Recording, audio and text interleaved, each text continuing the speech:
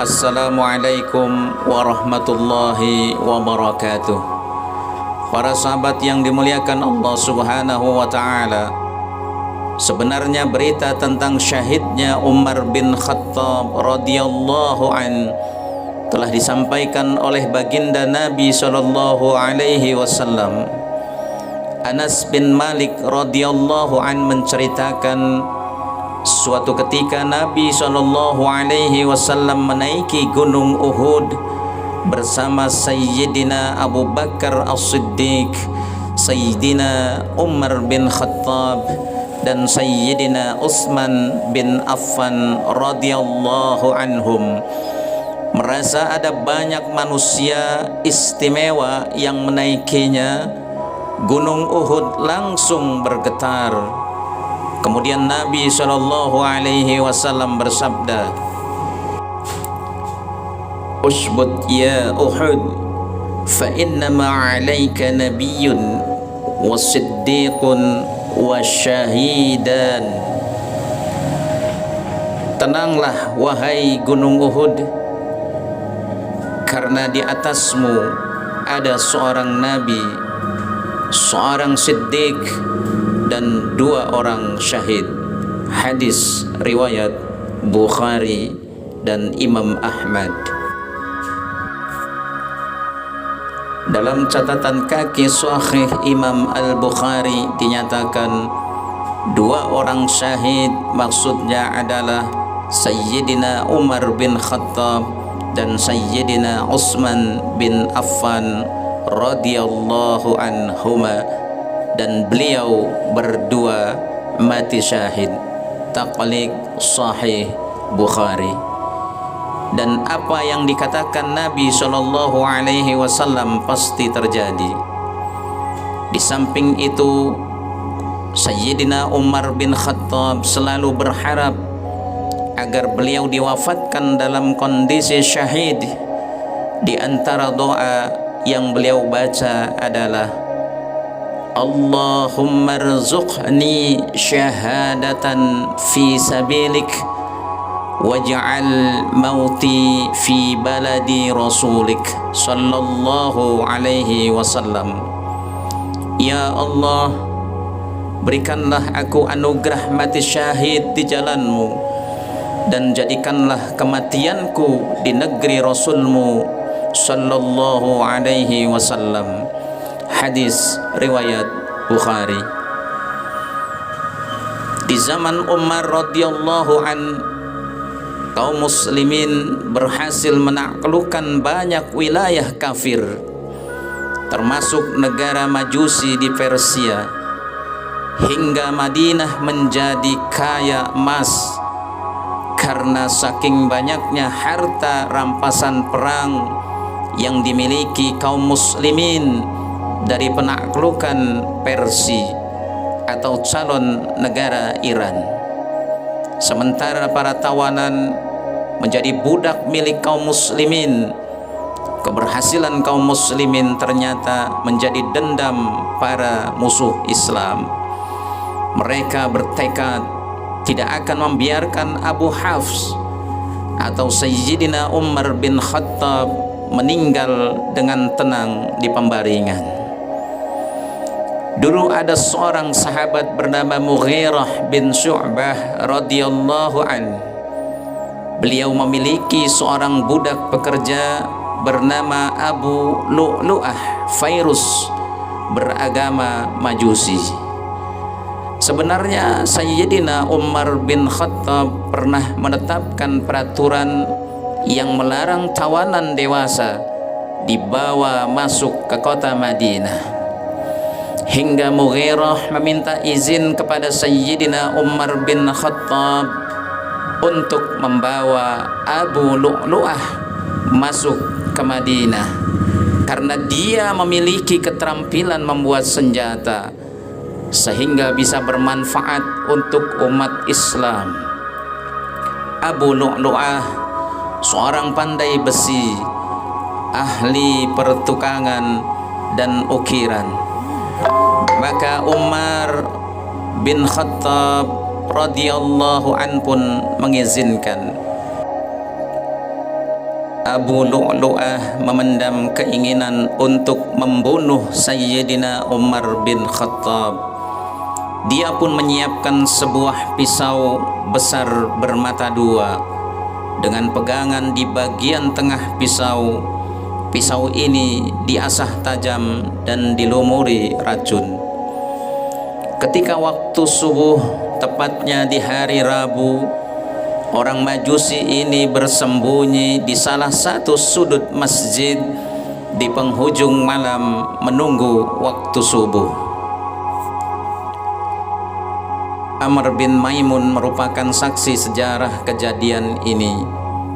Imam Al-Bukhari dalam sahihnya menyebutkan pengakuan Amr bin Maimun ketika menceritakan peristiwa itu. Pada suatu hari tertusuknya Umar bin Khattab ketika jamaah sholat subuh itu, aku berada di shaf kedua, sementara di depanku ada Abdullah bin Abbas. Subuh itu Umar bin Khattab memimpin sholat dengan melewati barisan shaf dan memerintahkan luruskan shafnya. Ketika dia sudah tidak melihat lagi celah-celah dalam barisan shaf tersebut, maka Umar bin Khattab maju lalu bertakbir. Sepertinya beliau membaca surah Yusuf atau surah An-Nahl pada rakaat pertama, sehingga memungkinkan semua orang bergabung dalam sholat jamaah. Sesaat ketika aku tidak mendengar bacaan takbir intikal Umar bin Khattab, tiba-tiba terdengar dia berteriak, "Ada orang yang telah membunuhku, seekor anjing telah menerkamku." Abu Lu'lu'ah berusaha lari sambil menyabet-nyabetkan belatinya, hingga ada sekitar 13 orang yang terkena tusukan belatinya. 7 diantaranya meninggal dunia. Ada salah satu jamaah yang melihat, dia langsung melemparkan baju mantelnya dan tetap mengenai si Majusi itu. Ketika dia menyadari bahwa dia tidak lagi bisa menghindar, akhirnya dia bunuh diri.